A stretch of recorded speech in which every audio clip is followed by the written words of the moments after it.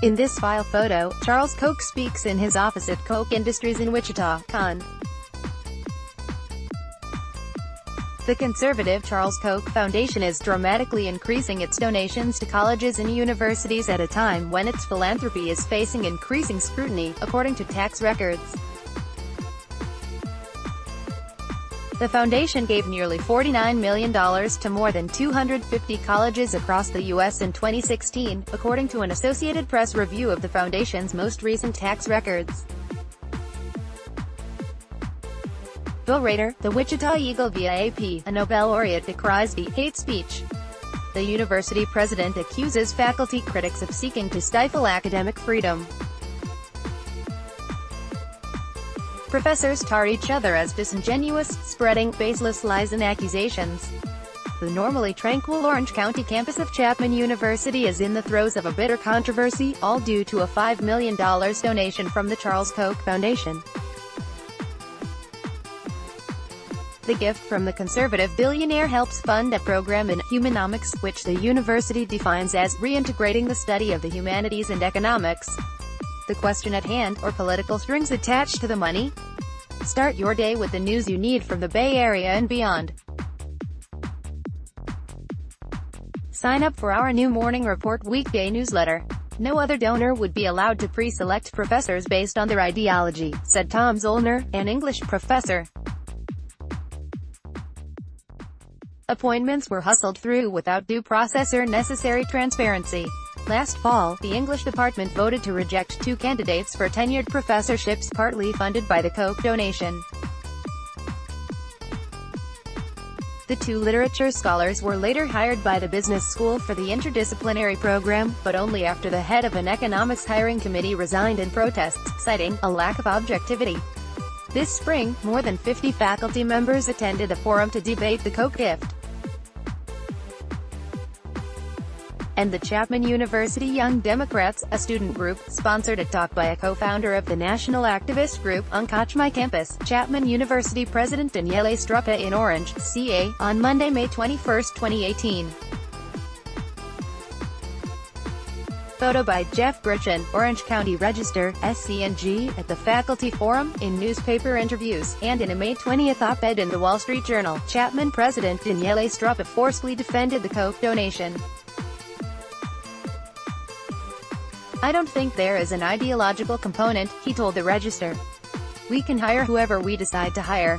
Faculty objections are politically motivated," Struppa suggested. The Koch brothers are detested by much of liberal academia.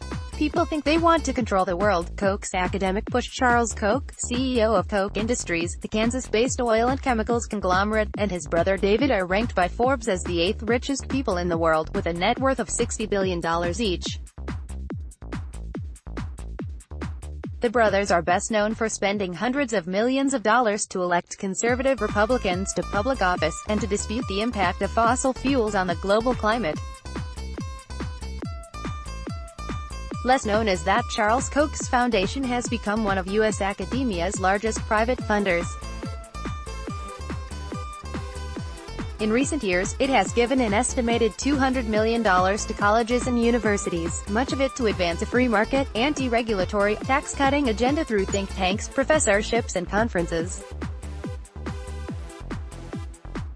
In 2016, $50 million of the foundation's $77 million in gifts went to 249 institutions of higher learning, nearly double the amount of the year before. Overall giving rocketed to $120 million in 2017, with donations to more than 300 colleges, according to the foundation. The Koch Foundation is just one example of a politically motivated donor. Rudy Fichtenbaum, president of the American Association of University Professors, wrote in the Chronicle of Higher Education last month. Cuts in government funding, Fichtenbaum contended, have created an opening for cash-rich corporations, wealthy individuals, and philanthropic foundations to remake public universities into entities that better serve their narrow political and economic objectives. Protests have erupted over Koch donations at public universities such as Florida State, Montana State, Arizona State, George Mason University, the University of Utah, the University of Kentucky, the University of Kansas, the University of Arizona, and Western Carolina University. But private institutions are also vulnerable to government funding cuts and eager for Koch support. Faculty and students at Wellesley College, Wake Forest University and Catholic University have pushed back against the foundation's gifts, claiming it seeks to exercise ideological influence on faculty hiring. Faculty and students at George Mason University protested against the Charles Koch Foundation outside a Virginia courthouse in April 2018. A campus group affiliated with Koch My Campus filed a lawsuit which forced the university to disclose confidential contracts with the Koch Foundation. Courtesy of Koch My Campus, questionable contracts. In April, a student lawsuit forced the disclosure of confidential agreements between the foundation and Virginia's George Mason, the recipient of some $50 million in Koch gifts. The documents show Koch officials exercised a say in the hiring and performance reviews of the professors who benefited from the donations.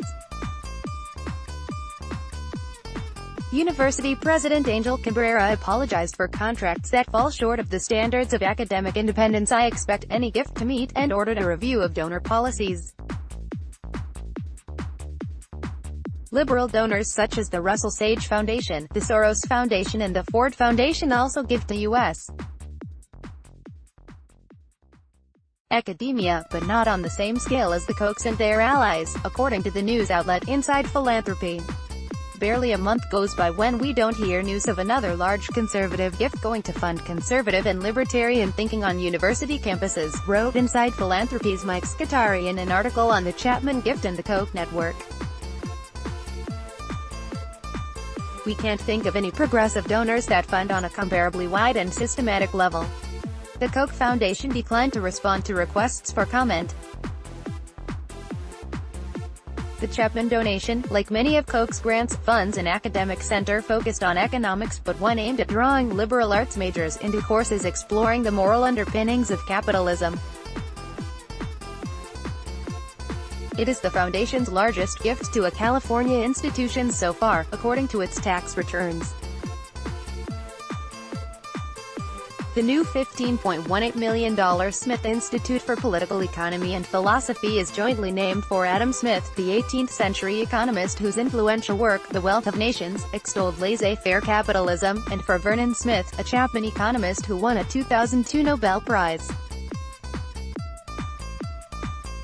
Chapman University's Smith Institute for Political Economy and Philosophy. Photo by Margot Roosevelt, Orange County Register, SCNG. The Institute's interdisciplinary research will provide intellectual support for how liberty and markets make us both prosperous and ethical, according to the proposal given to donors. Koch has been a force in a number of institutions that are champions of freedom, economist Smith said in an interview, adding that he first met Charles Koch in the 1970s and later served with him on the Koch-funded Mercatus Center, George Mason's influential conservative think tank. Koch wants to create people who are better informed intellectually to go into government jobs. Humanomics, the money, dispersed over 5 years, will help pay to hire 11 professors, 5 postdoctoral fellows, visiting academics and conferences. They are to include scholars in economics, politics, philosophy and literature. Smith said he first approached the Koch Foundation in late 2015 to find matching donors for an anonymous $5 million challenge grant from an Orange County investor.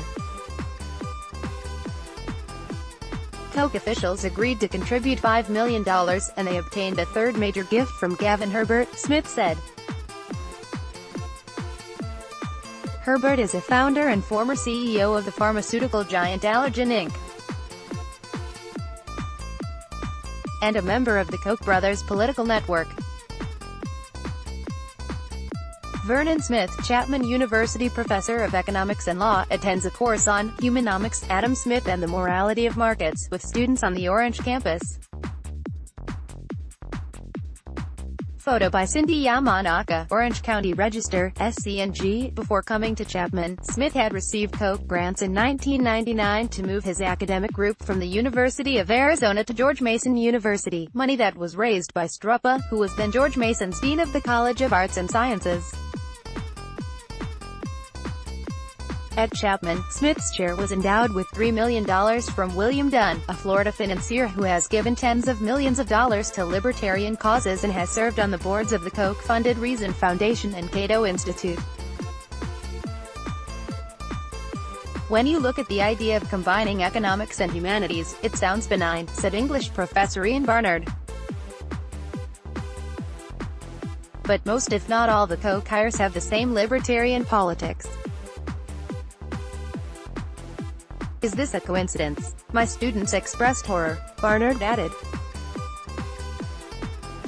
They said, the Koch Foundation already has economics and business majors, and now it wants to get to the English majors who are seen as liberal. That is the nefarious side. The texts in Chapman's Humanomics course last fall were The Bourgeois Virtues, Ethics for an Age of Commerce, A Defense of Capitalist Ethics by Deirdre McCloskey, a self-described Christian libertarian, and Matt Ridley's The Rational Optimist, which posits markets as the driver of human progress. Hate speech. Last month, following a spate of Koch-related articles in Chapman's student newspaper, The Panther, Smith dismissed the critics. Writing in the paper's comments section, he said, "Getting adequate support for our ambitions for Chapman is not aided by people exercising their right to hate speech." In the same thread, faculty president David Pincus accused critics of baseless lies and accusations, in asserting that strings were attached to the donation. Chapman's Koch grant, although it was mentioned in a December 2016 announcement of the institute's creation, might have gone unremarked but for an uproar in the English department last fall. The department was asked to hire 2 tenured professors to teach institute courses, but after examining their credentials, 2/3 of the department voted against the candidates. Some faculty felt their expertise was not in areas the English department needed. Others thought they lacked strong qualifications. And others questioned whether they were chosen more for ideology than for scholarship. One candidate, Duke University's Michael Moses, had been a contributing editor to Reason, the libertarian magazine. His new wife, Miami University's Catherine Gillespie, was to be a spousal hire, a common practice in academic recruitment. Moses came recommended by Smith, who said they had met years ago at a Liberty Fund colloquium. The fund is an Indiana-based free market think tank. When the English department turned down Moses and Gillespie, they were hired by the business school where Smith teaches, as does Institute Director Bart Wilson, also a former George Mason professor. An ideological component, that move, which some saw as an end run around the English department's scholarly judgment, touched off a broader university debate over academic freedom. It was not appropriate to hire them into the business school, said economist Daniel Kovenach, who resigned as chair of a faculty review committee rather than accept the 2 hires. They were not economists. They were not doing work we would consider to be a reason to provide such an appointment. The Smith Institute has an ideological component, Kovenach added. It sounds innocuous, but we know when you talk about expanding support for free markets, it means you are against regulations, such as pollution controls. Suppose your research finds regulations are effective, but a donation depends on a particular ideology. Then you have a conflict of interest not to report the results. Faculty critics note the Koch donation is to be doled out in $1 million annual increments, and funding can be cancelled by Koch with 30 days notice under its contract with Chapman, provisions they see as proof of implicit influence. Meanwhile, the 11 new professors are funded for just 5 years, but the fact that many of them are hired with tenure guarantees the Koch influence will persist beyond the donation's time frame, critics say. control may not be explicit, Kovanach said, but it's a wink and a nod. Strupa counters, termination clauses exist in every contract from every foundation. Moreover, he adds, the Koch money is irrelevant. We have a $400 million budget. This is $1 million per year donation. If $1 million went away tomorrow morning, we wouldn't even notice it. Students divided and not all the hiring for the Smith Institute has been rocky. The philosophy department, without incident, brought on Ba van der Vossen from the University of North Carolina, a specialist in political philosophy and ethics, and co-author of the 2017 Routledge Handbook of Libertarianism. I hold libertarian ideas, van der Vossen wrote in a Panther op-ed. I believe that market economies generally make people better off, rich and poor. But I am a philosopher first, and a philosopher's job is to seek the truth, following the arguments wherever they might lead. Students seem divided over whether the Koch donation matters. This is a hot-button issue, said Olivia Kellett, a music major from Rancho Santa Margarita. You can tell strings are attached by the professors being hired and the ideology being taught. Olivia Kellett, 22, was chair of the Chapman University Young Democrats, which invited a representative of Unkochmy campus in April to give a talk about the Charles Koch Foundation. The foundation is accused by some faculty and students of undue influence in the hiring of professors for a new campus institute. Photo by Margot Roosevelt, Orange County Register, SCNG, but Max Lopez, a political science major from Long Beach, said his humanomics course last fall was not telling us how to think. I'm pretty liberal. It offered me a different perspective. In May, responding to calls for transparency, Strupa allowed a Panther editor and the faculty president to view the university's confidential contract with Koch. But the foundation insisted, and Strupa agreed, they could not take notes, photographs or quote directly from the document.